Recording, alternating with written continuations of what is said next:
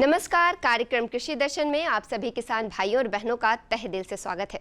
किसान भाइयों, जैसा कि आप जानते हैं कि इस कार्यक्रम की हर कड़ी में हम आपके लिए खेती बाड़ी से जुड़ी कुछ जानकारियां लेकर आते हैं ताकि आप उन्हें अपनाकर अपनी खेती को और उन्नत ढंग से कर सकें और अपनी आर्थिक स्थिति में सुधार ला सकें। तो चलिए कार्यक्रम की शुरुआत करते हैं और सबसे पहले एक नज़र डालते हैं कृषि समाचार पर। नमस्कार, खबरें खेती में आपका स्वागत है। मैं हूं रूपम। आइए एक नजर डालते हैं आज क्या है खास खबरें खेती में। मधुमक्खी पालन को बढ़ावा देने के लिए मधुमक्खी के 7 बॉक्स भी उपलब्ध कराएगी सरकार। छत पर करें फल, फूल और सब्जियों की खेती। कीटनाशक दवा के छिड़काव के लिए खेतों में होगा ड्रोन का इस्तेमाल। मधुमक्खी पालन से जुड़े लोगों को अब आर्थिक परेशानियों से गुजरना नहीं पड़ेगा। सरकार ने मधुमक्खी पालन के व्यवसाय से जुड़े लोगों को अनुदान देने का फैसला लिया है। सरकार के इस व्यवस्था के शुरू हो जाने से वैशाली जिले में न सिर्फ मधुमक्खी पालन को बढ़ावा मिलेगा बल्कि रोजगार के द्वार भी खुलेंगे। दरअसल मधुमक्खी पालन को कृषि का दर्जा देते हुए सरकार ने मधुमक्खी पालन के बॉक्स पर सामान्य जाति के किसानों को 75%, अनुसूचित जात एवं अनुसूचित जनजात के किसानों को 90% तक का अनुदान देने का प्रावधान किया है। बिना कीटनाशक खेती करने वाले किसानों के सामने सबसे बड़ी समस्या कीट नियंत्रण की होती है। ऐसे में किसान फेरोमोन ट्रैप का इस्तेमाल कर अपनी फसल को बचा सकते हैं। दरअसल कीड़े का लार्वा पत्तियों पर छेद कर देता है, जिसकी वजह से पत्तियां मुरझा कर गिर जाती है। कीड़ों को नियंत्रित करने का आसान तरीका है फेरोमोन ट्रैप। 1 हेक्टेयर में 12 से 16 पीस फेरोमोन ट्रैप का इस्तेमाल कर किसान भाई कीड़े से निजात पा सकते हैं। कृषि कार्य में अब खेत होना बिल्कुल जरूरी नहीं। जिनके पास छत है वो भी फल फूल और सब्जियों की खेती बहुत ही आसानी से कर सकते हैं। छत पर खेती करके आप सिर्फ अपने लिए पोषक और शुद्ध खाद्य पदार्थ ही तैयार नहीं कर सकते बल्कि उगा सकते बल्कि आमदनी भी कर सकते हैं। मेरी जो सब्जी है ये ऑर्गेनिक खेती होती है। जो मेरा किचन वेस्ट है, जो सब्जी का कतरन होता है, सब्जी का छिलका होता है, हम लोग उसको फेंकते नहीं हैं। उसको एक कंटेनर है उसमें हम डालते हैं, उसमें एक जैविक होते हैं डाल देते हैं जिससे वो जल्दी 3 महीने के अंदर वो सड़ जाता है। उसके बाद थोड़ा सा उसको उसमें से पूरा पानी निकाल करके हम अपने पौधों में डालते हैं और इससे देखिए मेरा हर पौधा एकदम पुष्ट है और ज़रूरत से ज़्यादा हमें अपनी सब्जी को खिला रहा है वो। सेम की फसल से अधिकतम उत्पादन के लिए उन्नतिशील किस्मों का चयन करना अति आवश्यक है, क्योंकि सेम की खेती एक व्यवसाय के रूप में अपना स्थान रखती है। इसका दलहन और सब्जी उत्पादन में विशेष योगदान है। इसकी खेती पूरे भारतवर्ष में आसानी से की जा सकती है। सेम के बहुत सारे उन्नतशील किस्में हैं, जिसमें अर्का सब्रम, स्वर्ण ऋतुराज, अर्का सौम्या और अर्का आमोग, जिनका इस्तेमाल कर किसान अच्छी उपज के साथ साथ अच्छी आमदनी भी प्राप्त कर सकते हैं।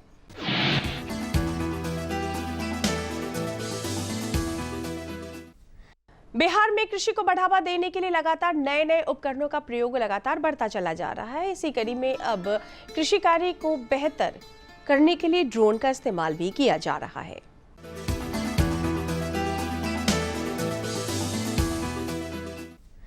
सफलता की आज की कड़ी में हम आपकी मुलाकात एक ऐसी महिला किसान से करवाएंगे जिन्होंने घर की चौखट को लांघकर खेती किसानी में हाथ आजमाया। वह प्रगतिशील विचारों वाली महिला है और खेती में लगातार आने वाली चुनौतियों का डटकर मुकाबला करती रही हैं। आज ग्रामीण महिलाएं सिर्फ घर के कामकाज तक सीमित नहीं बल्कि अपने परिवार के पालन पोषण के लिए अब खेत खलिहान से जुड़ती जा रही हैं। घरों की दहलीज को लांघकर आज की महिलाएं खेतों में नवाचार और तकनीकों का इस्तेमाल कर रही हैं।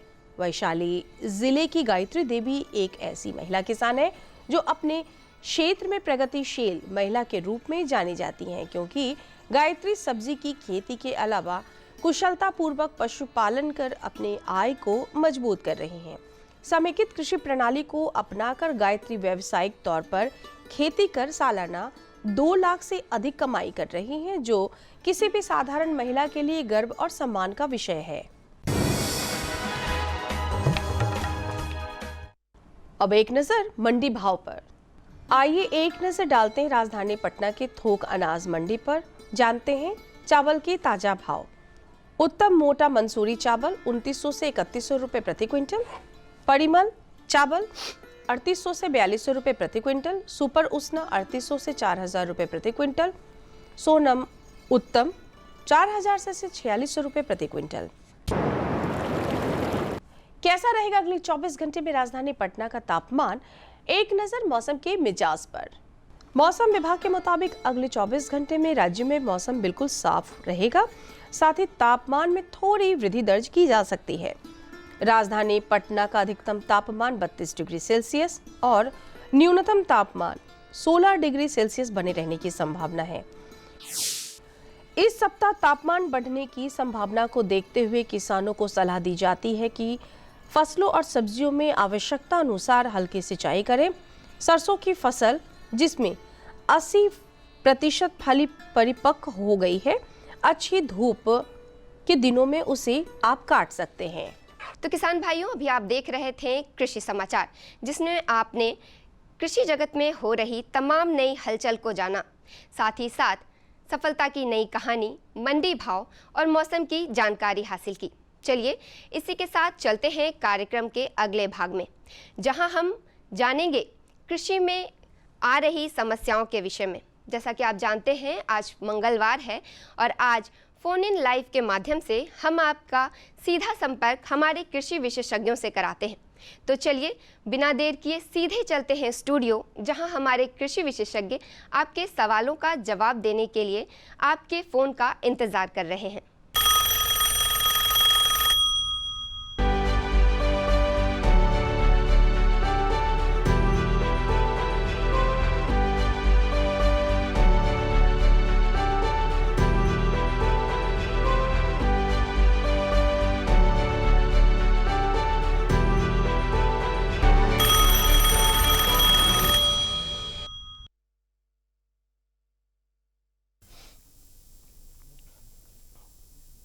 कृषि दर्शन कार्यक्रम देख रहे सभी किसान भाइयों को राकेश कुमार कश्यप का नमस्कार। किसान भाइयों, जब आपसे हमने सलाह ली और आपके कुछ सुझाव आए, उसके आधार पे आपने ये जानकारी चाहिए कि कार्प मछलियों का बीज उत्पादन एवं नर्सरी में कैसे उसका हम लोग संवर्धन करें। बहुत अच्छा विषय है जिसकी जानकारी आप चाहते हैं। कई सारे किसान भाइयों ने इसके लिए हमें संपर्क किया, तो आज हम लोग इसी पे अपनी वार्ता को रखेंगे कि कार्प मछलियों का बीज उत्पादन एवं नर्सरी संवर्धन एकदम समसामयिक है। बिल्कुल ससमय आपका यह सुझाव आया है और इस विषय पे हमारे साथ विशेषज्ञ भाग लेंगे। डॉक्टर टुनटुन सिंह जो व्याख्याता है मत्स्य प्रशिक्षण केंद्र पटना में, और आप इनसे जुड़ सकते हैं, प्रश्न कर सकते हैं और मछलियों से संबंधित कोई भी परेशानी यदि आपको है तो आप ज़रूर पूछें। लेकिन आज हम लोग चर्चा करेंगे कार्प मछलियों में। कार्प में कौन कौन सी मछलियां आती हैं, क्या क्या है, लेकिन उसके लिए आपको हमारा टोल फ्री नंबर डायल करना होगा। हमारा टोल फ्री नंबर है 180034566171। तो आप इस नंबर का उपयोग करें और इस कार्यक्रम में जो भी प्रश्न आपको लगता हो आप हमारे विशेषज्ञ से मछली उत्पादन से संबंधित पूछ सकते हैं।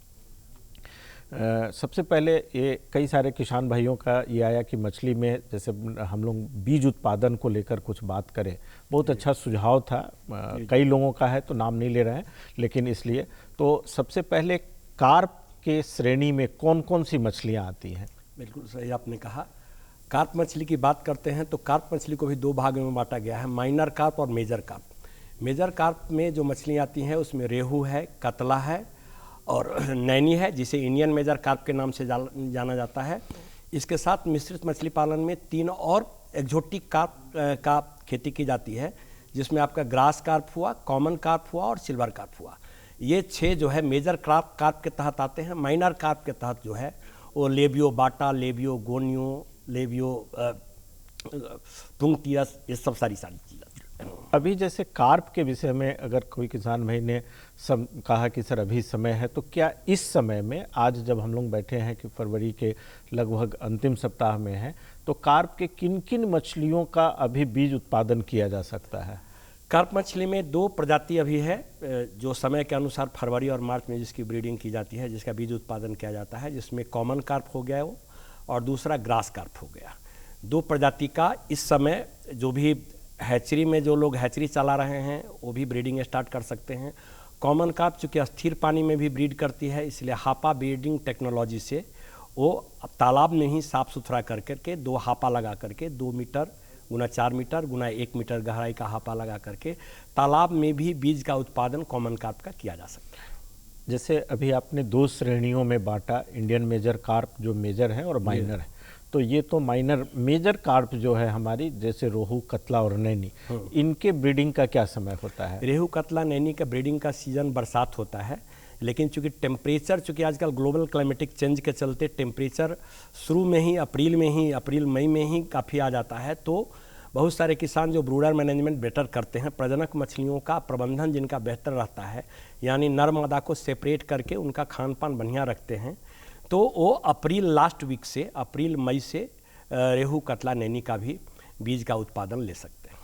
अर्थात अभी जो फरवरी का महीना है उसमें आप मुख्य रूप से कॉमन कार्प और ग्रास कार्प की ब्रीडिंग कर सकते हैं। ये 2 महत्वपूर्ण है जिसका कि हम लोग तालाब में जब भी डालते हैं कार्प मछलियों को, तो उसमें इनकी भी मात्रा डाली जाती है। बहुत अच्छे समय पे ये सुझाव और आपके जानकारी मांगा ही है आपने। अगर अभी की बात हम करें, जिसमें अभी आपने कहा ब्रूडर मैनेजमेंट शब्द का उपयोग किया, तो उसमें क्या उनको प्रमुखता से अगर नर्सरी हैचरी चला रहे हैं तो वो, या एक किसान जो बीज लेना चाहता है तो वो कैसे ये बात सुनिश्चित करे कि उसको बेहतर ब्रूडर से ही बच्चे मिले? सबसे पहले तो ब्रूडर मैनेजमेंट में ध्यान देना है कि ब्रूडर का जो कलेक्शन हो, सिलेक्शन जो हो उसका, और कलेक्शन जो उसका है वो वाइल्ड सोर्स से होना चाहिए, जैसे कि नदी हुआ, मौन हुआ, चौर हुआ, और उसका जो एवरेज एज जो है उसका 2+ kg का होना चाहिए, 2+ उम्र होनी चाहिए, 2 साल से ऊपर का उम्र होनी चाहिए, और वज़न भी 2 kg प्लस का होना चाहिए। ये इस चीज़ को ध्यान में रखना है। दूसरा ध्यान में रखना है डेंसिटी। 1 एकड़ में 2000 kg से ज़्यादा प्रति एकड़ 2000 kg से ज़्यादा उसका जो है स्टॉकिंग डेंसिटी नहीं होनी चाहिए। अगर वो मल्टीपल ब्रीडिंग कर रहे हैं तो 1000 kg प्रति एकड़ से ज़्यादा स्टॉकिंग डेंसिटी नहीं होनी चाहिए। दूसरी बात। तीसरी बात ये कि अगर वो साल दर साल एक ही ब्रूडर मछली से अगर वो बीज उत्पादन कर रहे हैं तो 3rd ईयर ऑनवर्ड जो है उनमें इनब्रीडिंग डिप्रेशन यानी जेनेटिक डिटोरेशन आने का संभावना रहती है। उनका बीज जनरली 250 ग्राम 300 ग्राम से ज़्यादा नहीं बढ़ता है। इसलिए कृषि दर्शन के माध्यम से किसानों को ये बताना चाहेंगे और मत्स्य उत्पादकों को भी कि ब्रूडर निश्चित रूप से 30% ब्रूडर जो है निश्चित रूप से प्रति ईयर एक्सचेंज होनी चाहिए, विनिमय होनी चाहिए। और जो आप 30% जो बदलते हैं उसका स्रोत होना चाहिए वाइल्ड कलेक्शन, जैसे कि नदी, चौर, मौन या वैसे तालाब मालिक से जिसको आपने बीज नहीं दिया है। आपने अगर बीज दिया है तो फिर वहीं इनब्रीडिंग डिप्रेशन हो जाएगा। उम्र जो है 2 साल से कम का नहीं होना चाहिए और वज़न जो है 2 kg से 5 kg के बीच का होना चाहिए। तो इस तरह से ब्रूडर मैनेजमेंट। और चौथा जो ब्रूडर का मैनेजमेंट है, अगर आप सेक्सुअली लिंग वाइज अगर उसको मेल फीमेल को ब्रीडिंग सीजन से 1 महीना पूर्व अलग रख करके जो भी न्यूट्रिशियस फीड है उसको अगर खिलाते हैं तो वो अर्ली ब्रीडिंग रिस्पॉन्स करने के लिए तैयार हो जाती है। न्यूट्रिशियस फीड में यही है कि प्रोटीन ज़्यादा और फैट ज़्यादा नहीं देना है। 20 से 25% का प्रोटीन का भोजन होना चाहिए, चाहे वो फार्म मेड फीड हो या फिर वो कमर्शियल फीड हो। उसमें 3% से ज़्यादा फैट नहीं होनी चाहिए। 1% मल्टीविटामिन, खास करके विटामिन सी का सोर्स, और ग्रास कार्प है तो विटामिन ई का सोर्स। विटामिन ई और सी का सोर्स जो है वो निश्चित रूप से होनी चाहिए। और मिनरल मिक्सचर के रूप में जो है वो 10 ग्राम प्रति kg फीड के रूप में मिनरल मिक्सचर मिलना चाहिए। इस तरह से अगर ब्रूडर मैनेजमेंट करते हैं बॉडी वेट का, यानी 1 कुंटल पे 2 से 3% बॉडी वेट के रेट से अगर खिलाते हैं तो तो निश्चित रूप से उनका ब्रीडिंग रिस्पॉन्स बहुत कम से कम 15 से 20 दिन अर्ली आ जाएगा। चलिए किसान भाइयों, वक्त हो चला है छोटे से सूचनात्मक अंतराल का। हम तुरंत वापस आते हैं इस अंतराल के बाद। अरे भाई रामेश्वर, क्या बात है, बड़े परेशान दिख रहे हो? सोच रहा था कि अभी तो हाथ पांव चल रहे हैं तो खेती कर पा रहा हूं, कल को जब इनमें ताकत नहीं रहेगी गुजारा कैसे होगा? पेंशन से। पेंशन? हाँ, और वो भी हम जैसे किसानों के लिए। अब हम जैसे छोटे किसान भी 60 साल के होने पर 3000 रुपए मासिक पेंशन पा सकते हैं। सच में? हाँ, चलो मैं तुम्हें दिखाता हूँ। 18 से 40 वर्ष की आयु के लघु और सीमांत किसान इस स्वैच्छिक और अंशदायी पेंशन योजना में 55 रुपए से 200 रुपए की मासिक किस्त देकर प्रवेश कर सकते हैं।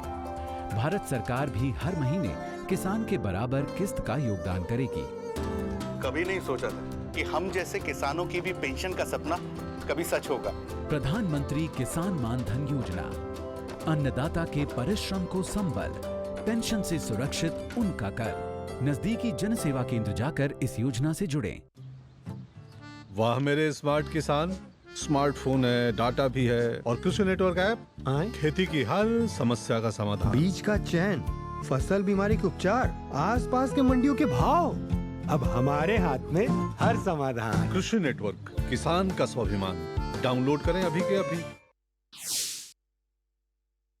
भाइयों, हम लोग चर्चा कर रहे हैं कार्प मछलियों के बीज उत्पादन एवं उसके नर्सरी संवर्धन की, और ये एकदम मुनासिब समय है जिस समय हम लोग ये बात कर रहे हैं। अभी से लेकर अगले 1 हफ्ते 10 दिन तक आपको कॉमन कार्प और ग्रास कार्प की बीज स्पॉन मिल सकते हैं, इसलिए और उसका आप ब्रीडिंग करा सकते हैं। जो भी हमारे किसान भाई इस कार्यक्रम को देख रहे हैं, अगर वो हेचरी रखे हैं तो वहाँ पे वो अपने कार्प का मतलब मुख्य रूप से इंदो कार्प का हेचिंग करा सकते हैं, और इसके बाद दूसरे किसान भाई वहाँ से इस स्रोत से प्राप्त कर सकते हैं।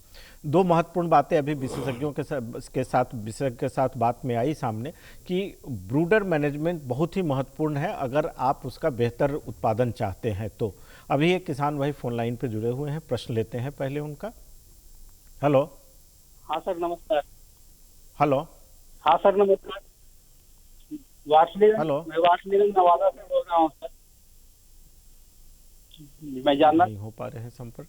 तो अभी जैसे हम लोग 2 महत्वपूर्ण कार्प के ब्रीडिंग की बात कर रहे हैं, तो जब ब्रीडिंग कराते हैं तो ब्रीडिंग के बाद या ब्रीडिंग के दौरान क्या महत्वपूर्ण सावधानी बरतनी चाहिए?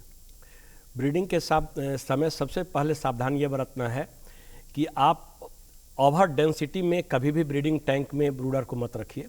यानी एक ब्रीडिंग टैंक अगर आपका 12 फीट डायमीटर का है तो उसकी कैपेसिटी 35 केजी नर और 35 केजी मादा का होता है। बहुत सारे किसान क्या करते हैं कि ज़रूरत से ज़्यादा मछली को इंजेक्ट कर देते हैं, तो ये नहीं करना है। दूसरा, मात्रा में जो है यानी वजन में मेल और फीमेल दोनों बराबर रहेगा, लेकिन संख्या बल में मेल कम से कम 4 मेल ज़्यादा डालना है, जिससे कि किसी भी तरह का अगर कुछ मेल अगर रिस्पॉन्स नहीं करे तो जो बाकी 3-4 मेल आपने डाला है वो रिस्पॉन्स करे, और फर्टिलाइजेशन रेट जो है, निषेचन का जो सक्सेस रेट है वो ज़्यादा से ज़्यादा हो। दूसरा, किसान भाई अगर मल्टीपल ब्रीडिंग करते हैं तो जो मल्टीपल ब्रीडिंग में इंजेक्शन देने का, इंड्यूस ब्रीडिंग में इंजेक्शन देने के 2 तरीके हैं। एक तो इंट्रामस्कुलर इंजेक्शन, अगर सिंगल टाइम एक ब्रूडर को यूज करना है तो वो लेटरल लाइन के ऊपर जो है, काउंटर पेडनकल के ऊपर लेटरल लाइन के ऊपर में इंजेक्शन, इंट्रामस्कुलर इंजेक्शन देंगे। लेकिन 45 दिन के बाद उसी ब्रूडर को उनको दोबारा यूज करना है। जो गलफरा के नज़दीक जो पेक्टोरल फेन है उस जगह वो गिल के बगल में पंक्चर करके इंजेक्शन देंगे, जिससे क्या है स्ट्रेस कम होगा। और तीसरी सावधानी ये बरतना है ग्रास कार्प में खास करके, जिस समय जनरली इंजेक्शन देने के बाद जो सिंथेटिक हार्मोन को इंजेक्शन दे करके मछली को इंड्यूस ब्रीडिंग कराई जाती है, और 5 से 6 घंटा के बाद मछली ब्रीडिंग करने लगती है, अंडा निकलने लगता है ब्रीडिंग टैंक से। तो जिस समय मछली तैयार होती है ब्रीडिंग करने के लिए, ग्रास कार्प के ब्रीडिंग में ये सावधानी बरतने की ज़रूरत है कि जब ब्रीडिंग के लिए वो तैयार हो जाए तो पानी के स्पीड को कम कर देना चाहिए, क्योंकि ग्रास कार्प का स्पर्म का थिकनेस थोड़ा ज़्यादा होता है, और पानी का स्पीड अगर ज़्यादा होगा तो अंडा के टच में वो अगर बढ़िया से नहीं इन्वेलप्ड हो पाया तो निषेचन की जो प्रक्रिया है वो काफ़ी कमज़ोर हो जाती है और ज़्यादा से ज़्यादा अंडा फॉल्स हो जाता है। तो इन चीज़ों को ध्यान में, ब्रीडिंग में ध्यान में रखना होगा किसान बंधुओं। एक किसान भाई जुड़ गए हैं फ़ोन पे, प्रश्न लेते हैं उनका पहले। हेलो। हाँ हेलो। हाँ सर। हेलो। हेलो। हाँ सर मैं हेलो। हेलो मैं जितेंद्र बोल रहा हूँ गया से। हेलो। रिस्पांस गड़बड़। चलिए, तो ये तो जिस समय ब्रीडिंग कराए उस समय हम लोग मुख्य रूप से ध्यान दे रहे हैं। दूसरा पॉइंट हैचिंग का आता है। हाँ, हैचिंग के समय में ध्यान देना है। जो ही मतलब ब्रीडिंग चालू हो गया, हर 15 मिनट पे एक कलेक्टिंग चैम्बर से अंडा को निकाल करके हैचिंग टैंक में डालना है हैचरी प्रचालक को, और कम से कम 1.5 से 2 घंटा अंडा निकलने की प्रक्रिया चलता है, ब्रीडिंग एक्टिविटी चलता है। तो उसमें हर 15 मिनट पे अंडा को निकाल करके, जितनी जल्दी आप एक कलेक्टिंग चैम्बर से अंडा को निकाल के हैचिंग टैंक में डालेंगे उतना ज़्यादा उसका सर्वाइवल रेट होता है। तीसरी बात यह है कि जिस समय आप जब सारा अंडा उड़ेल लेते हैं तो ब्रूडर को पुनः फिर 2% नॉर्मल सलाइन से उसको सोडियम क्लोराइड से उपचारित करके दूसरे ब्रूडर टैंक में आप ट्रांसफ़र कर दीजिए। और इधर एक को हर 3 घंटे पे आपको 250 ग्राम सोडियम क्लोराइड, नमक फफूंद के अटैक से बचाने के लिए प्रत्येक 3 घंटे के अंतराल पे 3 बार 10 लीटर पानी में 250 ग्राम नमक का घोल बना के धीरे धीरे डालना पड़ता है। और इस हैचिंग टैंक में 72 घंटे तक जो है अंडा नाचती है। 72 घंटा के बाद बीज का जो पहला स्टेज है वो स्पान बन जाता है। स्पान बन गया, इसके लिए उस समय काफ़ी किसान बंधुओं को सावधानी बरतना है, क्योंकि अंडा से बच्चा फट जाता है। आपको 14 से 16 घंटा टेम्परेचर अगर बढ़िया है तो आपको 14 से 16 घंटा में, नहीं तो 20-22 घंटा में सारे बच्चे बाहर निकल जाते हैं, उसको हैचलिंग बोलते हैं। लेकिन स्पान 72 घंटे के बाद बनता है, यानी ये 20 घंटा से 72 घंटे के बीच में जो रिजर्व फूड मटेरियल उसके अंदर है उस पर वो जिंदा रहता है। तो स्पान बन गया, इस चीज़ को किसान बंधुओं को जानना बहुत ज़रूरी होता है। इस स्टेज को अगर किसान बंधु नहीं पहचान पाते हैं तो मास मोर्टेलिटी किसान को, हैचिंग से 72 घंटे के बाद स्पान बनने की प्रक्रिया शुरू हो जाती है। हाँ, तो मतलब उस स्टेज को पहचानना बहुत ज़रूरी है, क्योंकि उस समय अगर स्टार्टर फीड नहीं गया तो 2 घंटा के अंदर मास मोर्टेलिटी बहुत ज़्यादा स्पान आपको मर जाएगा। तो इसकी पहचान आप कैसे करेंगे वो किसान बंधुओं को बताना चाहेंगे। जब हैचलिंग से स्पान बन जाता है बीज का पहला स्टेज, तो जब तक हैचलिंग रहेगा तब तक वो उजला रहेगा, ट्रांसपेरेंट रहेगा। स्पान बनते ही वो काला हो जाएगा, ये पहला। दूसरा है, जब तक हैचलिंग रहेगा तब तक वो वर्टिकल मूवमेंट होता है, ऊपर नीचे ट्विचिंग मूवमेंट होगा, उसका तैरेगा ऊपर नीचे। जब स्पान बन जाएगा तो कंप्लीट शरीर का सारे अंग का निर्माण हो जाता है, वो पैरेलल तैरने लगता है। और तीसरा है, जब स्पान बन जाएगा तो उसके शरीर के अंदर जो रिजर्व फूड मटेरियल पीला वाला योग सैक होता है वो कंप्लीट रीअब्जॉर्ब हो जाता है। ये 3 चीज़ अगर देखते हैं तो इमीडिएटली हैचिंग टैंक से निकाल करके स्पान कलेक्टिंग चैम्बर के थ्रू स्पान को निकाल करके कंडीशनिंग टैंक में रख करके 1 लाख स्पान यानी 200 ml स्पान पे 2 अंडा का पीला वाला पार्ट, बॉयल अंडा का, स्टार्टर फीड के रूप में खिलाना चाहिए। और खिलाने के बाद अगर कस्टमर है तो उसको बेचना चाहिए, नहीं तो फिर नर्सरी संवर्धन करना चाहिए। बॉयल अंडा का पीला वाला पार्ट मतलब बॉयल करके, हाँ, बॉयल करके उबाल के फिर उसमें से उजला वाला हाँ, नहीं देना है। उजला वाला नहीं देना है। तो 2 अंडा पर्याप्त है। हाँ, 1 लाख पे 2 अंडा स्टार्टर फीड के रूप में देना है। कितने दिन तक इसको देंगे? ये तो इमीडिएटली उसको कंडीशनिंग करके दे के बेचने के लिए है। जो बिक गया, जो नहीं बिका उसको फिर आप नर्सरी में संवर्धन करेंगे। अब जब हम लोग नर्सरी में संवर्धन के लिए ले जाते हैं तो वो जो नर्सरी का जो तालाब है उसमें क्या क्या तैयारी करनी चाहिए और क्या सावधानी रखनी चाहिए? नर्सरी प्रबंधन में सबसे पहले यह है कि आपका जो कैलकुलेटेड वे है, जिस डेट को हमको स्पान डालना है उससे 7 दिन पहले चूना का प्रयोग 15 से 20 kg पर एकड़ के रेट से पहले डाल दें। खल्ली 100 kg पर एकड़ के रेट से पहले डाल दें। रासायनिक खाद का प्रयोग उसमें नहीं करना है। इसके बाद कुछ नहीं डालना है उसमें। स्पान जिस रोज़ आपको डालना है उससे 24 घंटा पूर्व, अगर पुराना तालाब है तो आप ये खल्ली डालने से पहले कीड़ा मारने वाली दवा 80 ml पर एकड़ के रेट से प्रयोग कर सकते हैं।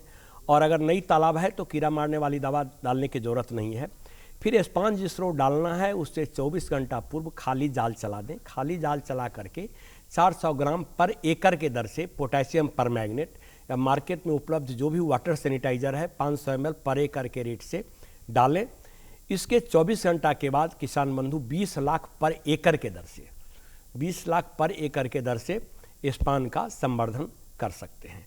100 ml में जनरली 50,000 बीज आता है, स्पान आता है। चलिए, अभी वक्त तो चला है एक छोटे से सूचनात्मक अंतराल का, हम वापस आते हैं और इस चर्चा को जारी रखेंगे।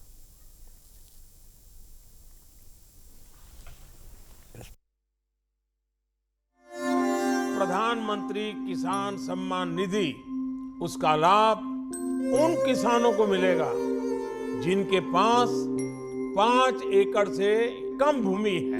आजादी के बाद देश के इतिहास में किसानों के लिए बनी ये सबसे बड़ी योजना है। प्रधानमंत्री किसान सम्मान निधि।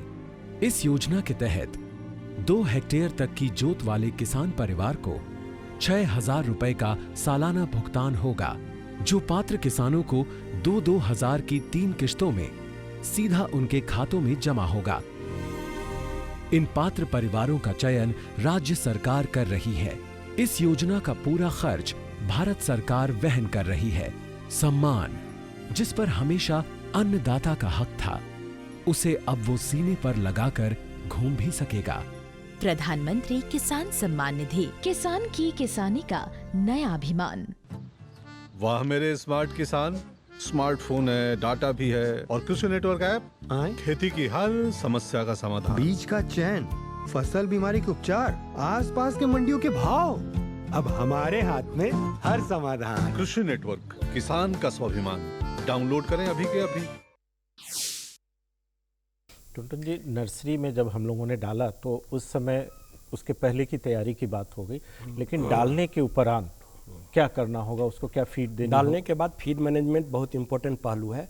प्रथम 3 दिन तक जो है स्पान किनारे किनारे रहती है, तो प्रथम 3 दिन तक जैसा कि हमने बताया कि 1 लाख स्पान यानी 200 ml पे 2 कच्चा अंडा, 50 ml तेल और 400 ग्राम मैदा या फिर बेसन का घोल बना के 10 लीटर पानी में उसकी आधी मात्रा 10 बजे और आधी मात्रा 4 बजे डालना है। ये 3 दिन के बाद फिर खल्ली पे आ जाना है। प्रथम वीक तक 400 ग्राम खल्ली प्रति लाख के रेट से डालना है, आधा सवेरे आधा शाम को। 1 सप्ताह के बाद 800 ग्राम प्रति लाख यानी 200 ml स्पान पे 800 ग्राम खल्ली का प्रयोग करना है घोल करके। और तीसरे सप्ताह में 1 kg 600 ग्राम, जिसकी आधी मात्रा 10 बजे आधी मात्रा शाम में। इस तरह से 25 दिन के बाद आप 24 दिन के बाद 25वें दिन भोजन नहीं दीजिए, 26वां दिन हार्वेस्ट करके आप ग्रो आउट तालाब में डाल सकते हैं। फ्राई आपका तैयार रहेगा। चलिए किसान भाइयों, आज हम लोग चर्चा कर रहे थे कॉमन कार्प में 2 महत्वपूर्ण कार्प की बीज उत्पादन एवं नर्सरी संवर्धन की। इसके अलावा आने वाले समय में या कभी आप किसी और विषय में इस तरह की जानकारी चाहते हैं तो आप हमें पत्र लिख सकते हैं। पत्र लिखने के लिए हमारा पता है कृषि दर्शन द्वारा केंद्र निदेशक, फ्रेजर रोड, दूरदर्शन के पटना 8,01 पिन कोड है। आप हमें ईमेल भी कर सकते हैं। हमारा ईमेल एड्रेस है directorddkpatna@gmail.com। तो आप पत्र लिखें या मेल करें, अपना जानकारी के विषय को विस्तृत दें और अपना पूर्ण विवरण जरूर दें। टुनटुन जी, आज आप आए इसके लिए आपको बहुत बहुत धन्यवाद। नमस्कार।